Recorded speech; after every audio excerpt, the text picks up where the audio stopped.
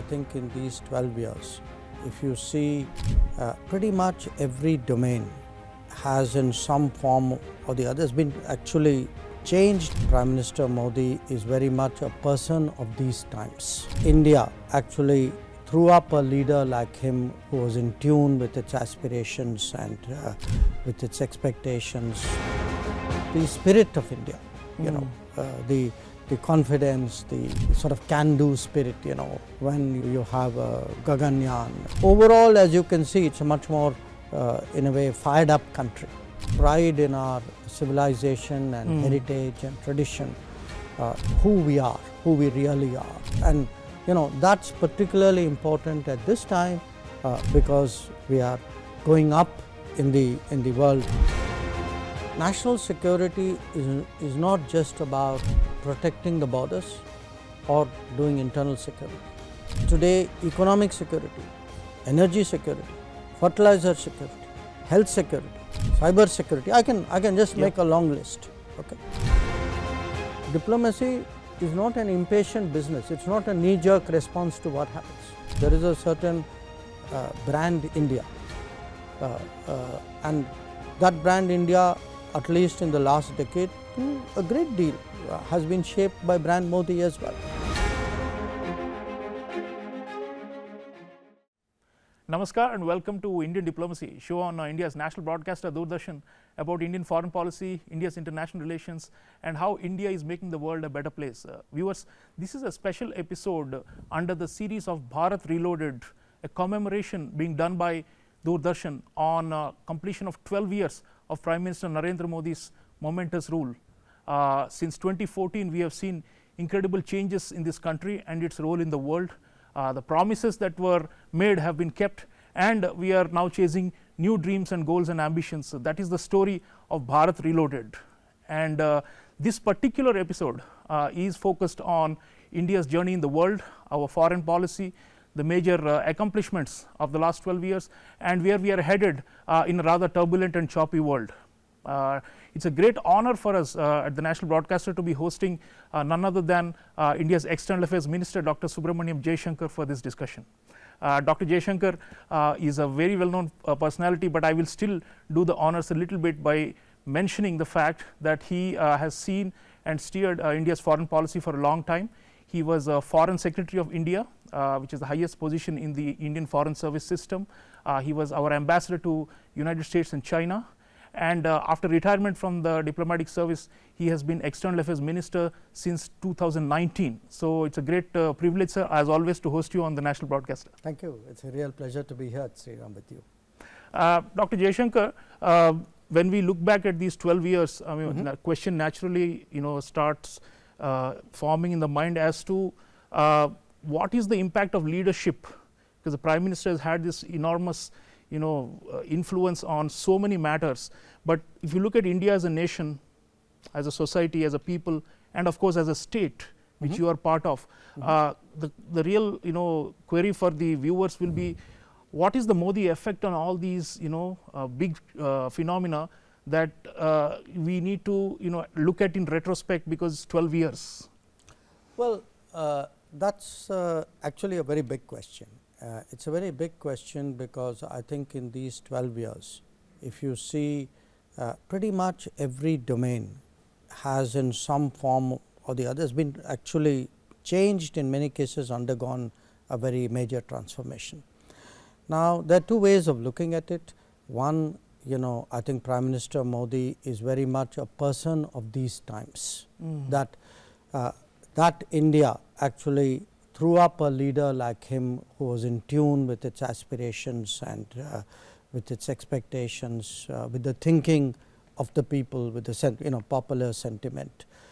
But there is the other way, which is that he also has shaped it, he has steered it, he has led it. And I obviously am concentrated, focused on the foreign policy aspect of it.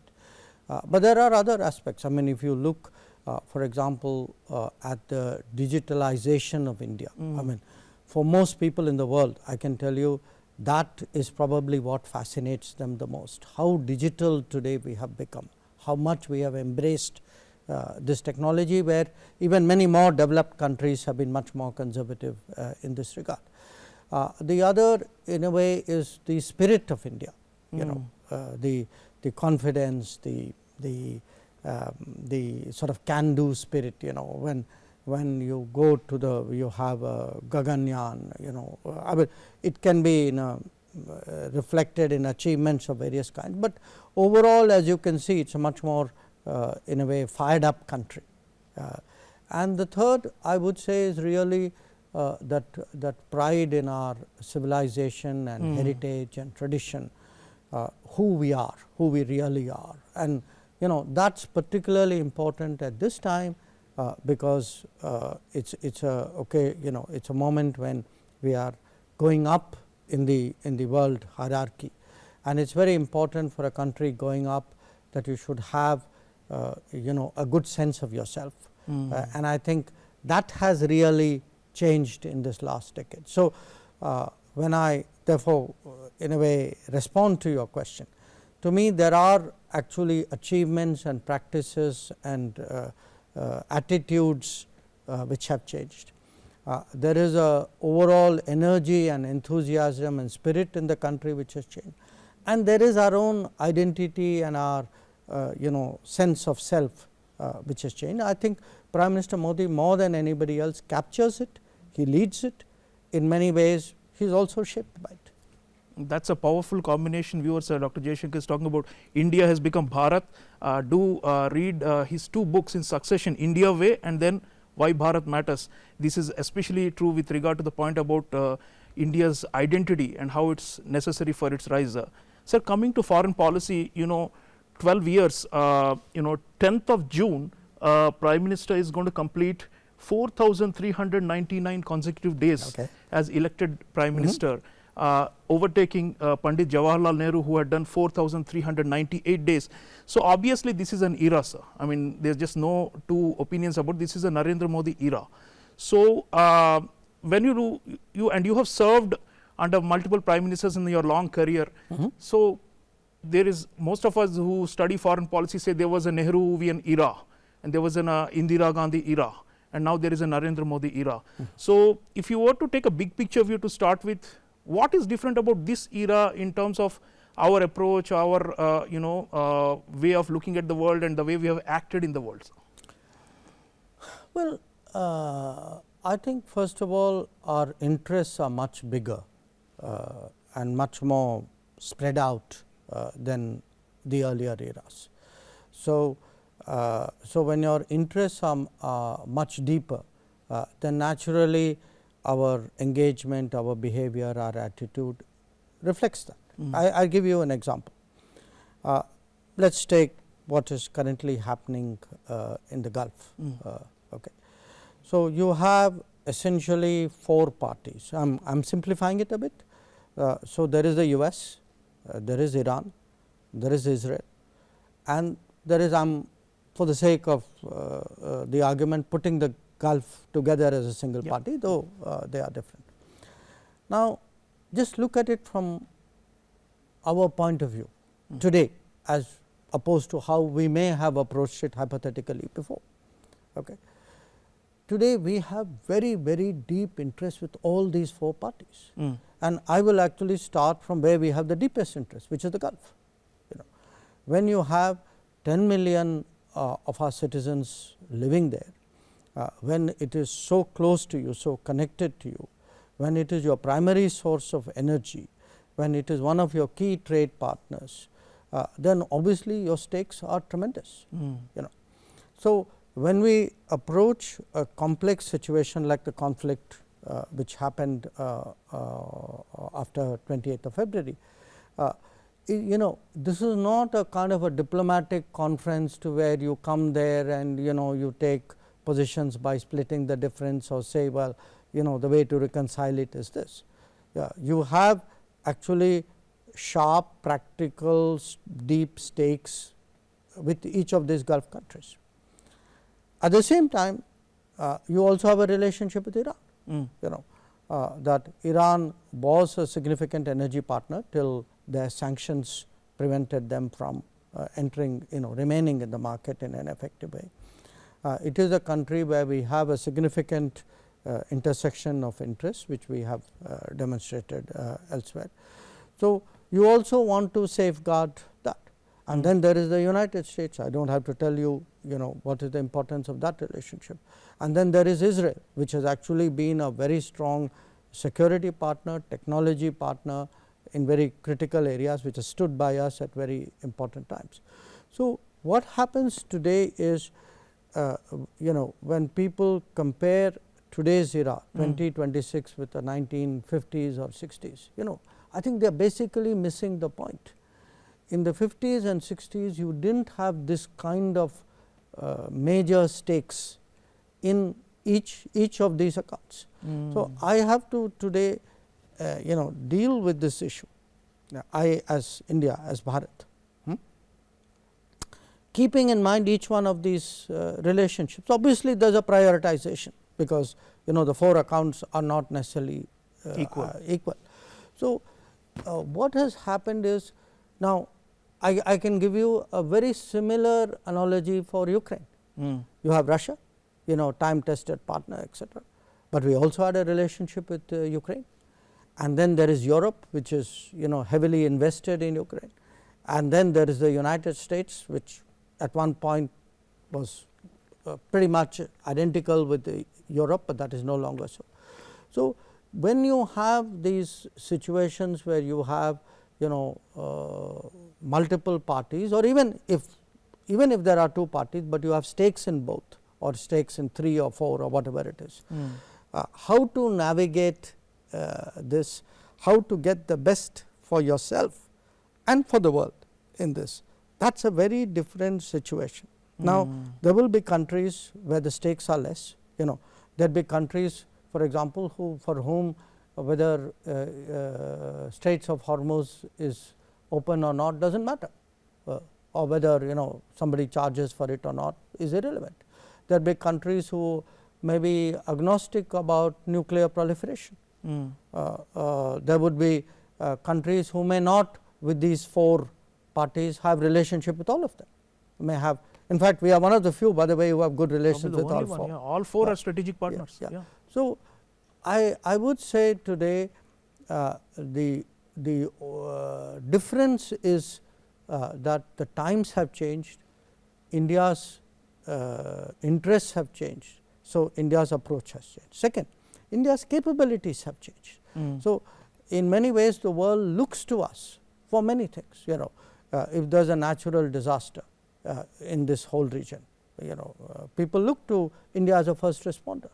If there is even a big economic crisis of the kind which happened in Sri Lanka, a neighbor says, look, I am in very deep economic distress, IMF is not responding fast enough, so you are my neighbor, stand by me.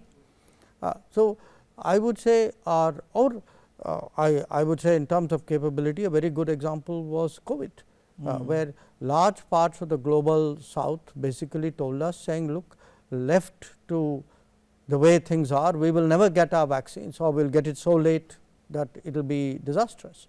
So, please, you are a big vaccine producer, please step forward.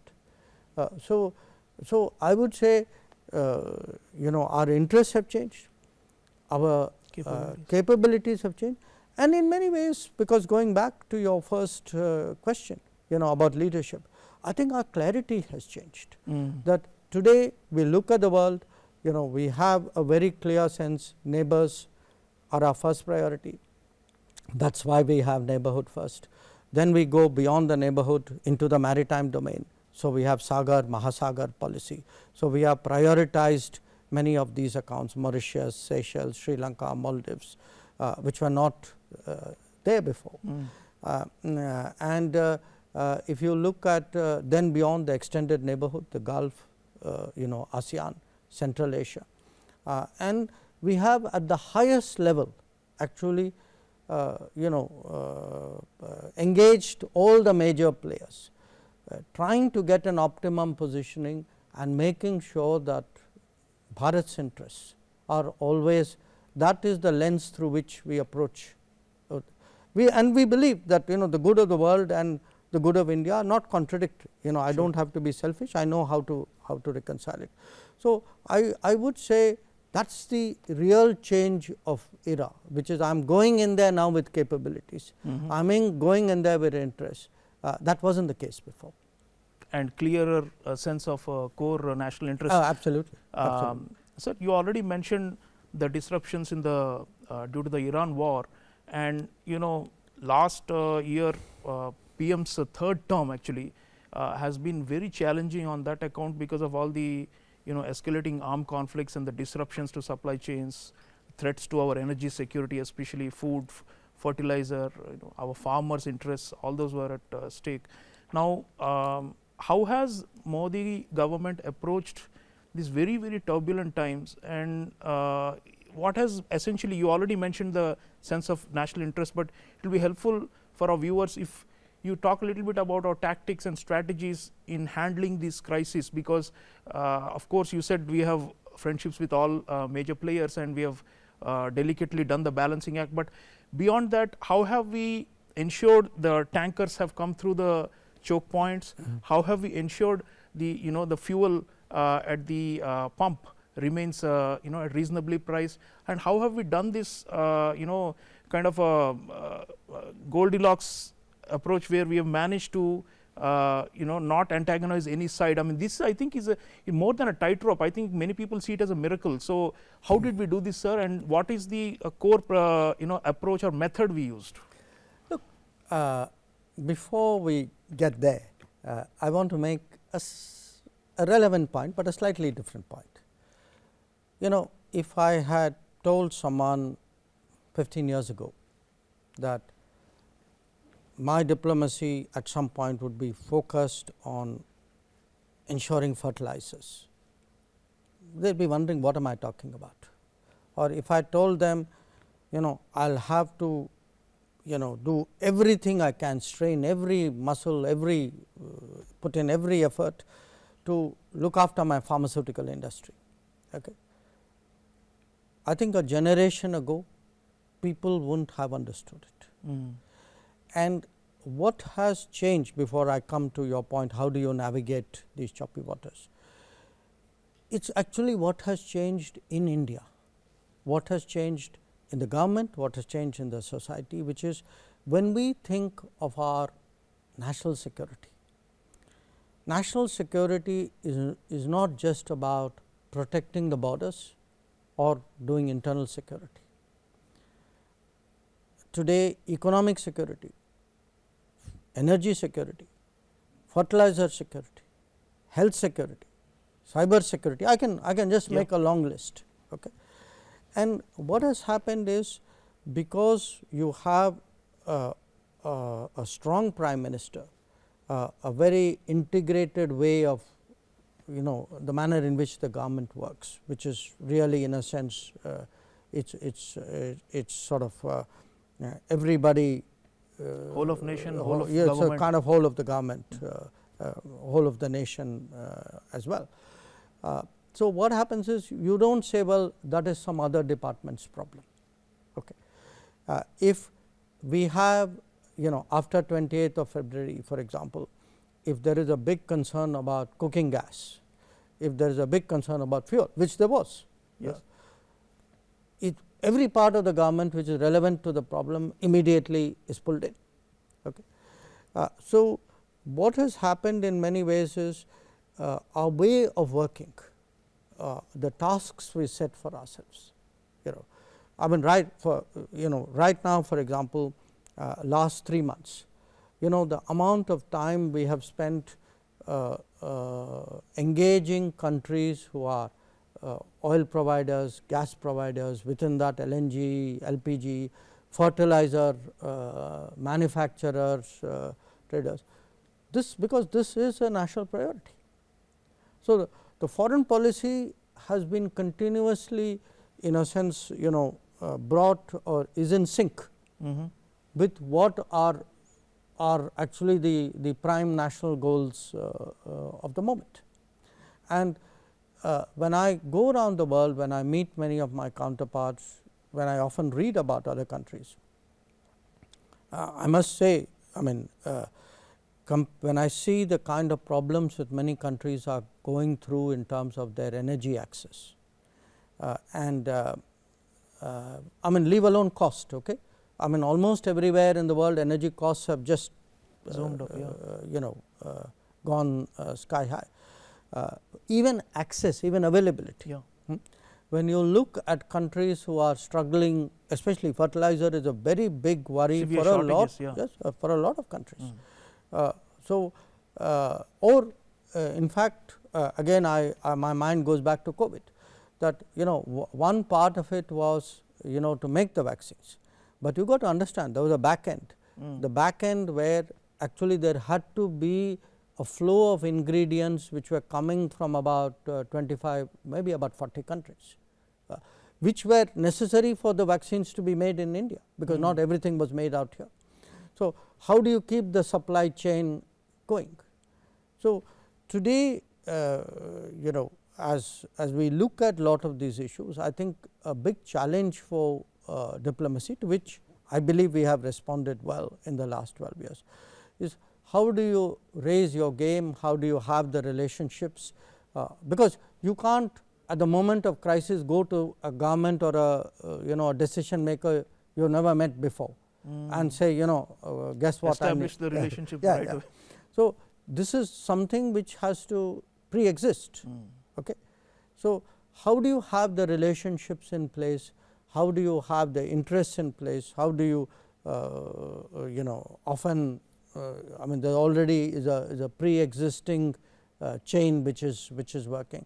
I think these are really issues that we need to look at, and in fact even in this period the number of countries from where we are sourcing energy, where we are sourcing fertilizers has increased.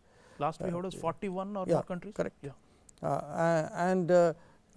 And this is testimony today to, in a way, to how deeply foreign policy and diplomacy have got integrated with other priorities of the government centering around, I would say, our societal security, our national development, our growth.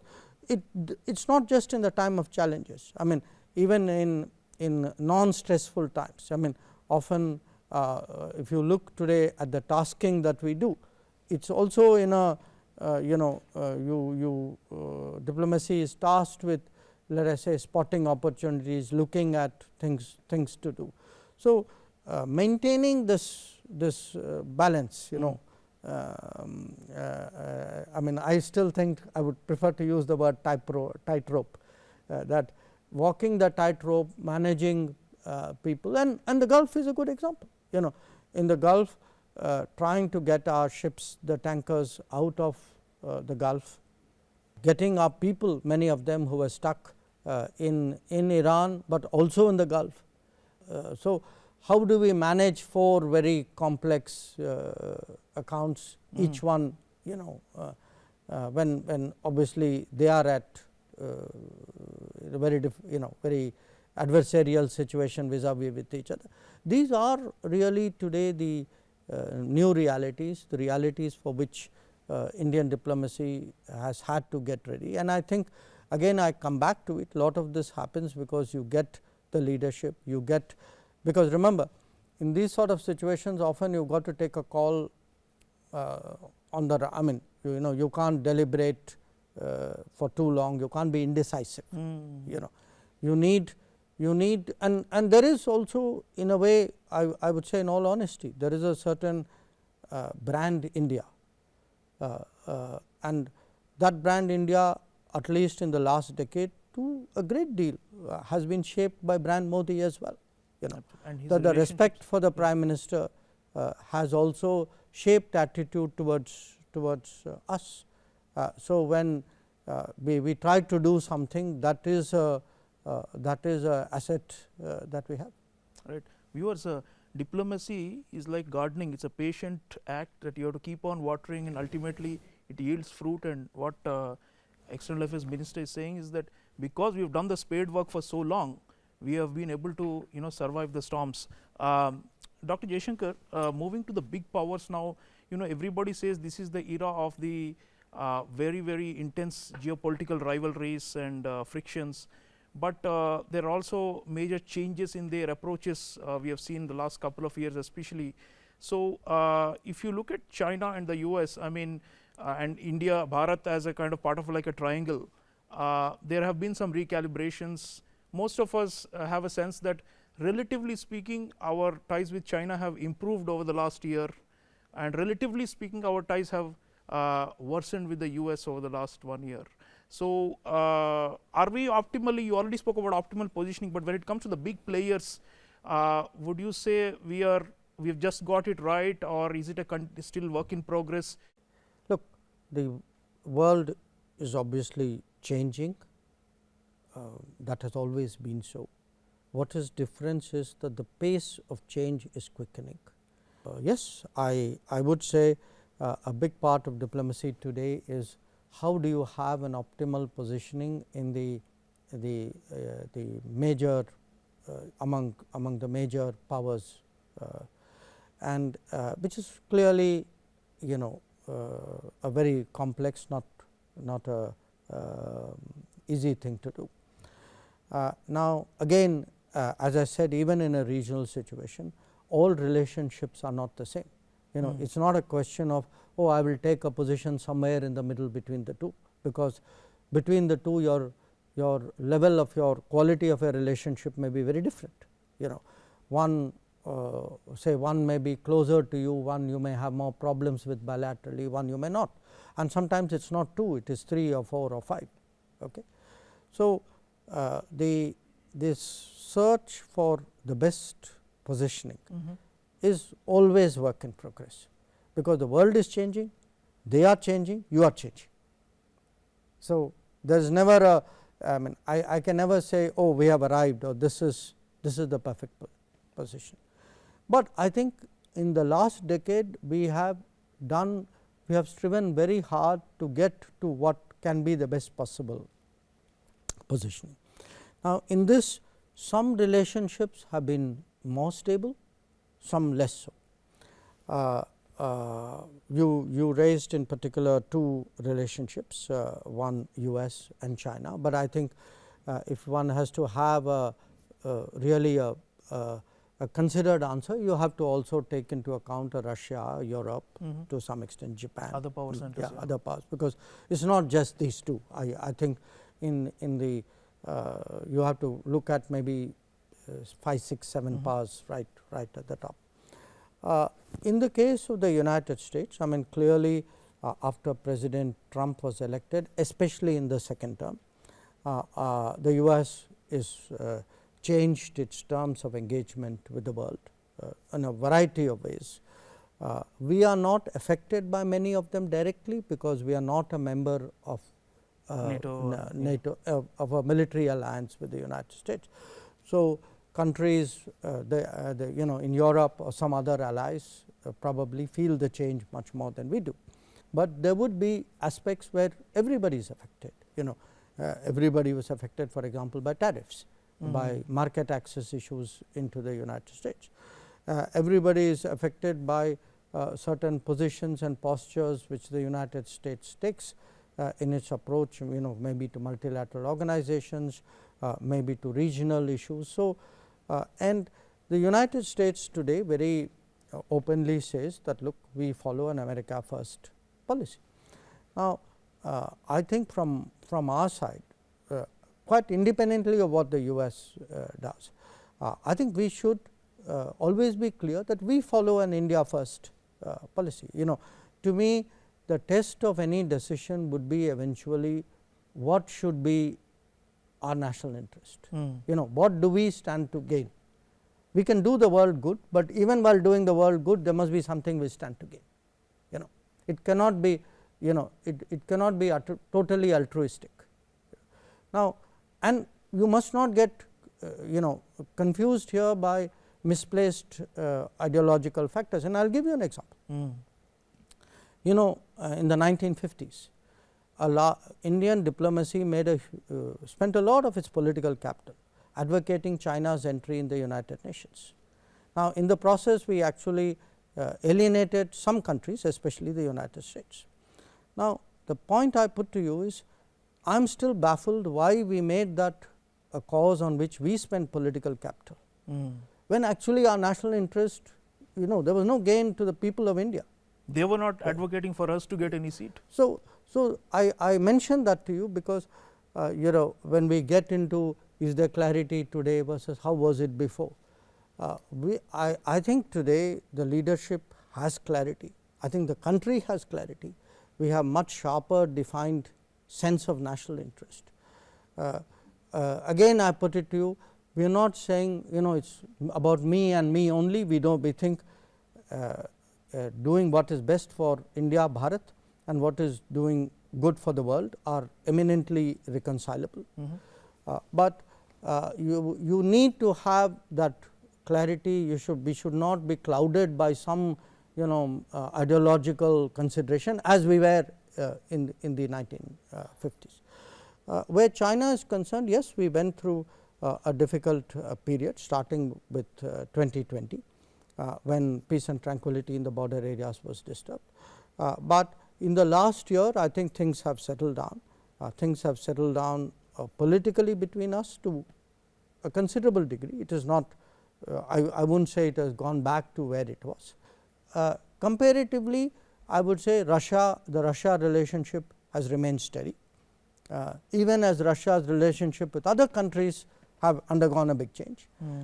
I think I would say Japan is an example again of a very steady relationship. With Europe, it has actually gone up a lot this year. I mean, if you ask me what has been this year the most notable in all our diplomatic accounts, where has been the biggest improvement, I would say without question it is in Europe. That the FTA, the strategic relationship, partnership that we have, these have really created today a new much closer template for cooperation. At the same time, we look at the neighborhood. That too is changing. They have their own politics. Sometimes it goes up, sometimes it goes down. Usually people talk more about it when things are problematic. When situations improve, that does not always make the news. But I would say diplomacy is about anticipating it, planning for it to the best you can, reacting to it the best you can. And I do believe that in the last decade we have done a reasonable job at the minimum in that regard. Sir, you already mentioned other partnerships. Now, the Prime Minister of Canada, Mark Carney, gave a speech at the World Economic Forum, and that was very widely commented upon, where he talked about rules based order collapsing, liberal international order is over. And so he said the middle powers, if we do not come and act together, we are not going to be at the table, but we will be on the menu, and that was a very catchy way of putting it.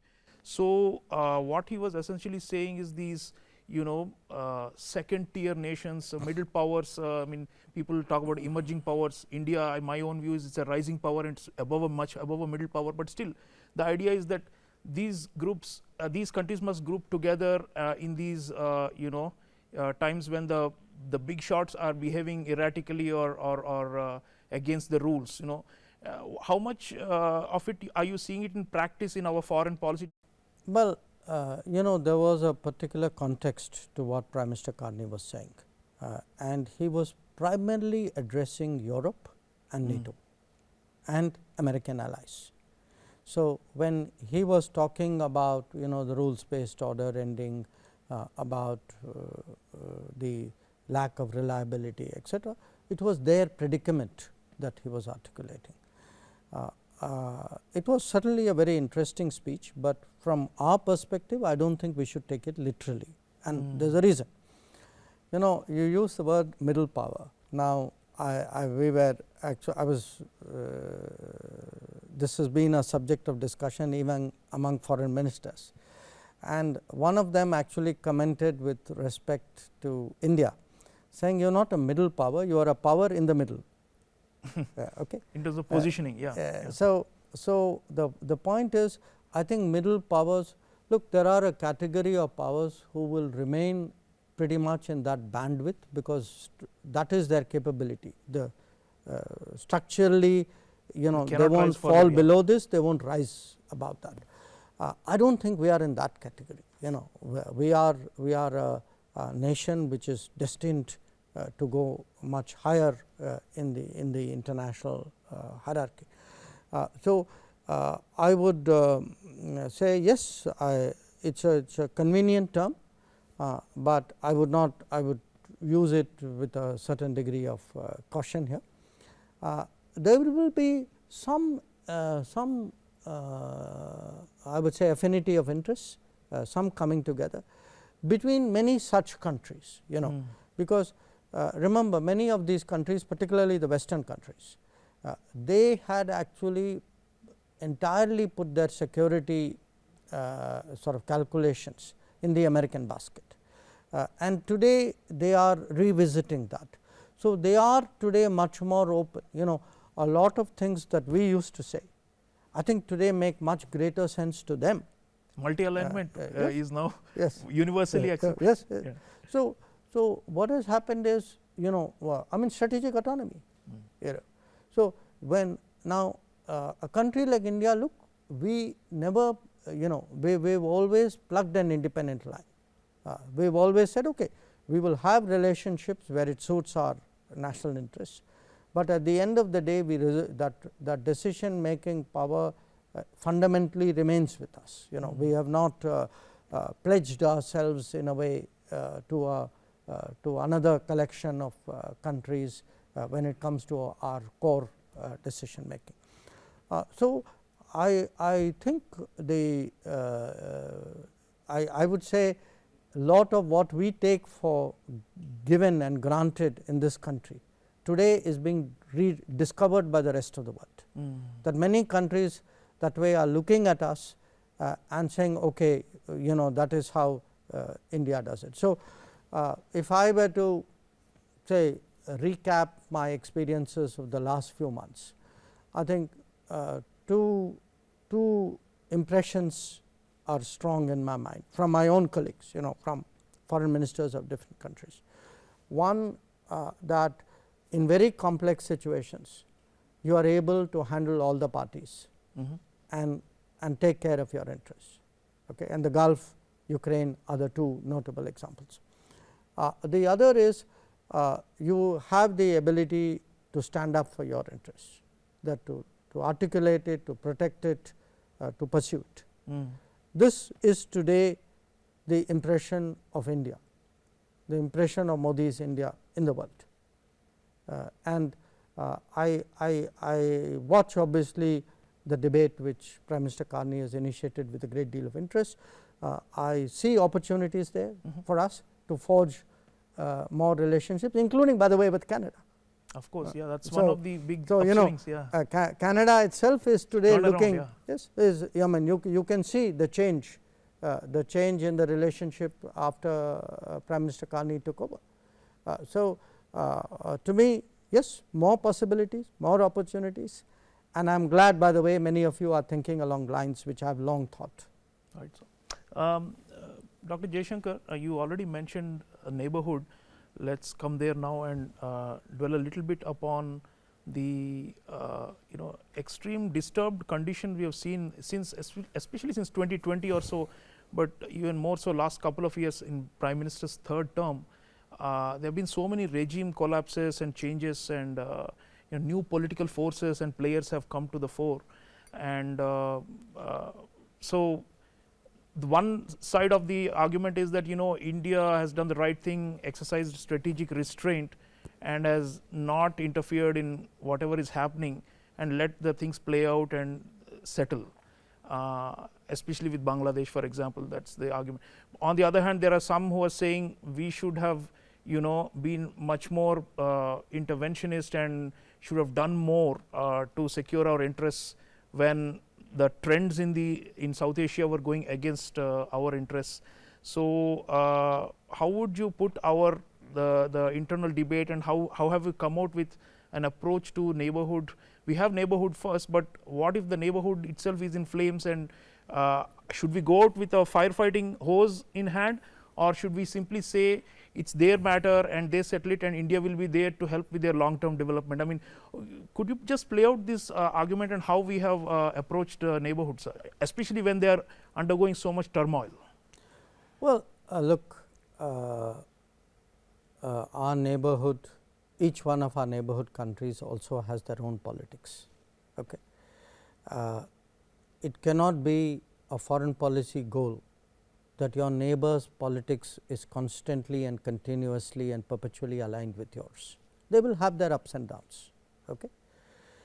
But it is definitely strategic sense to plan for the possibility that there would be gaps, there would be lack of alignment or convergence, call it whatever you would. So, what is neighborhood first about? Neighborhood first is to invest resources and energy in our neighboring relationships, so that even when they have the ups and downs in the relationship, that argument that look, India is important, that relationship is important, we need to keep that in mind. That argument is strong enough to always be a significant factor, ideally a determining factor. Now, this is it looks very obvious when I say it, but look at the record, that was not the case. I mean, if you look through the 70s and 80s and 90s, I mean, in many cases, I mean, many people who today are giving advice about how to manage the neighborhood, look at the record of the past in many cases which are associated with them. You had, I mean, you spoke about Bangladesh. I mean, bear in mind that Bangladesh actually at one point of time was harboring separatists and terrorists of various kinds, and was in a sense contributing to the instability of the entire northeast. Okay. Now, the fact is that got sorted out, and that got sorted out partly by creating the inducements to have a good relationship with India. I mean, we are looking at Sri Lanka. Take today's Sri Lanka, where India has an acceptance with every community in Sri Lanka, and compare it to the IPKF era. So, even I mean, look at Nepal, that instead of having a sentiment which somewhere sort of had a vested interest in positing India as a adversary or as a in less Big than brother, favorable yeah, terms. they used to say, yeah. Today you actually have had a visit recently by the RSP chairman Rabi Lamechhane, and you saw how that went. So, my point to you is there will be ups and downs, but that is in the nature of politics. Diplomacy is not about freezing advantageous situations and saying that will stay there forever. Diplomacy is about planning for those ups and downs and putting in place structures and relationships which do. Now, how does that work in real life? It works in real life because finally, I mean, just look at the last few months. Our neighbors turned to us saying, please assure us you will keep the electricity supply going. Now, if you did not even have an electricity supply, what assurance are you going to give them? Okay. Your neighbors are assured that you are keeping not only power going through the grids, but also diesel and petrol going through the pipelines. If you did not have that pipeline, now when did this pipeline come? When did those power grids come? They have all come in the last decade. Okay. You go to Sri Lanka, I mean, today I have lived in Sri Lanka. Okay. Today the popular perception of India, whether it was the economic crisis or what happened when cyclone Detwa hit them. I mean, we were there in that same day in Nepal. I mean, people remember that when the cyclone, when the earthquake hit them, we were there the first day. So, if you are there for your neighbors, you are there for your neighbors when COVID hits them, when they have a fertilizer crisis, when they have a power crisis, when they are short of fuel, many of them sometimes have food issues, whatever it is. That sense that look, a growing India, a rising India is to your advantage, that good relations with India are to your advantage. I think that is how, that is very, very critical, and where there are problems you have to wait it out. It is not a question of strategic restraint, but diplomacy is not an impatient business, it is not a knee jerk response to what happens. Foreign policy has a certain calculation, it has a certain, there is it has needs preparation, it has a timeline, that is how it works. But we were always confident that look, even in Bangladesh it will settle down. It will settle down when the democratic process throws up voices of responsibility. And there has been a change of government in Sri Lanka as well. I mean, if you look, exactly the point you were making, you had very sharp changes in the regimes out there. But I put it to you that at the end of the day, our relationships by and large have actually weathered this. Now, there is the other side, which is we have one other neighbor, Pakistan, and there the response is very, is this does not apply, because when somebody practices cross border terrorism as the central feature of the policy towards us, that you have to also ensure there are consequences, that it is not something which will be cost free. So, when you are comparing eras, I think the one thing this country is very clear on, nobody wants to see again what happened at 26/11. That 26/11 was cost free, that should never happen again. That is a huge, the national security dimension of foreign policy is indeed massive. It is no longer a soft state, viewers, what External Affairs Minister is saying, and it is a great shift in India's strategic culture. Dr. Jaishankar, I want to just turn to the ministry for a while.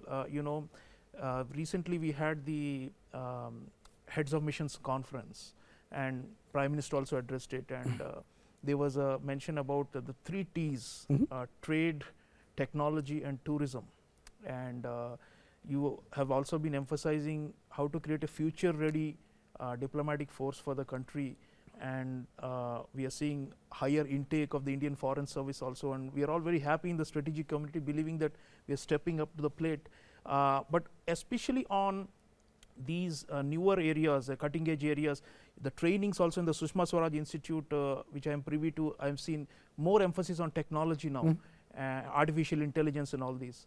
So, how fit for purpose is the Foreign Service today, and in the Modi era, in what way have we reformed their approach and their outlook, especially the newly recruited IFS officers, to be prepared for this kind of a world where you snap a finger and you hear that there is some new algorithm and new thing that has changed everything. So, how are we able to keep up with these trends, and how are we maybe using these changes for our diplomatic advantage? Well, I would say in the last decade the country has changed, government has changed. Clearly, the Ministry of External Affairs and Foreign Service has also changed, and it is changed partly because the larger environment encourages that. So, if you look at the tasking, as you said, you tell people saying, look, we want to see how do you contribute to trade, what are you doing in technology, how are you promoting tourism. So, these are clearly targets, goals which are set so that they get the message and apply themselves accordingly. But what has also happened, I must tell you, is the intake of people, because whenever a new cohort joins, I make it a point to meet them, spend time with them. I am also seeing a change, and not just in the intake, even as people progress, even I would say people at the mid level today, that they are far more tech savvy, they are far more tuned into economic, commercial issues than perhaps 1 or 2 generations ago. And this messaging that look, we are all in it together, that diplomacy is not in its own world, that the task of diplomacy is to in a sense, in a very literal sense, to serve the people, that there is you are partly a public delivery service in some respects, that you have to contribute to the economic growth and progress. Often I have seen in many technology areas that it is the embassies and the colleagues in the ministry who have actually zoomed in on a particular issue or a particular problem or a particular opportunity, and often they take the initiative to go to another ministry and say, you really need to look at it. I mean, it would particularly apply when it comes to say semiconductors or AI, modern the currently the digital plus era, but not necessarily there in other areas as well. So, I think the quality, the attributes which you look today for in an Indian diplomat are different than they were before, and that difference reflects the changes which have come about in the country, in the government, and a lot of it again goes back to that leadership, the motivation, the energy. I mean, we spoke about Prime Minister Modi as a leader. He is also a great communicator. So, just following him, people, it gets people thinking. There is that desire to say, okay, if the head of the government is really pushing the envelope and taking the country, so what do I do on my part? I think that feeling is very much there. Right, sir. Last but not least, you spoke about young Indian foreign service officers, but let us look at the bigger picture, which is young Indians, young Bharatiyas. So, they have been plugged into foreign policy, diplomacy much more. They have voted overwhelmingly for Bharatiya Janata Party and for Prime Minister for so many elections over and over again. The confidence, trust of young people is very much there with the government, but still many of them ask, how can we be more involved in foreign policy or in international relations of our country? We saw that the way they were mobilized during the G20 presidency in 2023. How can we sustain that deep and increasing interest in geopolitics and foreign policy among young people? I must say millions and millions of young people look up to you especially, and the reason is because you directly connect with them and you engage with them in so many public gatherings across the country also. So, it is about, you brought, in a way, I think Modi era, we brought the world to India, and of course we are taking India to the world. So, please share your thoughts to inspire our young audiences, especially who are watching. How can they be more integrated into the overall effort of the nation's rise in the on the world stage? So, well, I would say in a way, the young people, they have the world in the palm of their hand, because that phone which they have tells them so much. That it's really a few libraries of knowledge that they are carrying out there, and they get it in a way in a far more digestible form than just how it would have been earlier. So, the fact is, you are right, young people absolutely take much more interest in the world than would have been the case 10 years ago, 20 years ago, certainly 30 years ago. The second part of it is, it also matters to them. I mean, think to yourself, something happened in the Gulf, so your petrol price could go up. So, something else happens in Russia, Ukraine, your cooking oil is jeopardized. So, you actually have, I mean, COVID itself is an example. So, what happens in the world is no longer stays in the world, it comes to your home. And this is what globalization is about. Okay. So, globalization requires people to get interested in the world, because if there are forces and happenings which shape your well-being, you owe it to yourself to influence that. So, what therefore we made a very conscious effort, as a government, as even as a foreign ministry, to try to get more and more young people interested, and I must say they are responding very well, as you noted. But there are two additional points. One, we are, I think, seeing the emergence of a global workplace. That we, if I look even in the last year, countries where suddenly a few tens of thousands, if not hundreds of thousands of Indians have added to the work, to that particular country's workplace. And if you look at global demographics, it is something which is bound to happen, and my own sense is this era of greater technology will not do away with people. In fact, I think capable people, useful people, trained people would actually have a bigger opportunity. Okay.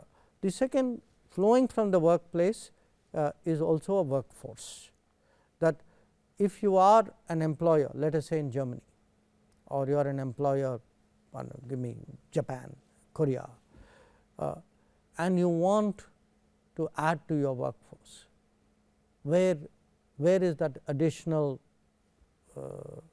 talent going to come from? Now, it does not. Now, I know there are a lot of other complex issues, sometimes politics, societal reactions, etc. We have seen some of that, including in the US, even in Europe to some degree. Often the work can travel, person does not always have to travel now. So, I would say it is important today young people take more interest. I am happy to see them taking more interest, because the world is an opportunity. The world is an opportunity, the world thinks well of India. We are today, we have a brand today. When I go out, we are a country which is welcomed, and I think there we have today created a pathway for young people to utilize, maybe abroad, but equally at home. I see as you say, we are getting ready for the world, but the world is also getting ready for us, and I predict a much bigger global presence in India economically and in terms of the workplace, which will create so many more opportunities for our burgeoning youth demographic. Viewers, fascinating conversation with Dr. Subrahmanyam Jaishankar, India's External Affairs Minister. For me, the main takeaway is the way he explained the nuances of what is diplomacy all about, what is the art of foreign policy, and how in the 12 years of the Narendra Modi government, we have tried to maximize the advantages and the gains for India's core national interests. It is India first foreign policy, end of the day, as the Honorable Minister told us, and people of India will continue to support this movement, because they sense this upward rise that Dr. Jaishankar was talking about, and they feel they are part of this elevating phenomenon, and they feel their stature, their interest, and of course the opportunities, concrete economic opportunities for our people are also growing as a result of the foreign policy. We want to thank Honorable Minister for giving us time as always, and sir, as always I will end by simply saying, Bharat has been reloaded, and we believe Prime Minister, yourself, you have played very important roles in this, and this is the era of transformative change, and people are going to continue to support your endeavors as you navigate the ship of the state through difficult times in the world. Thank you, sir. Thank you. Great pleasure. Viewers, that's all in this special episode of Indian Diplomacy under the series of Bharat Reloaded. Do think about what Dr. Jaishankar told you. There's so many pieces of wisdom there, and do replay and keep watching this show, because I think it will be essential learning going forward. If you got this keen interest in international affairs, this show I think is going to be a benchmark. Thank you for watching. Let's keep thinking about the world and supporting India, Bharat, as it rises further in the Narendra Modi era. Thank you for watching. Take care.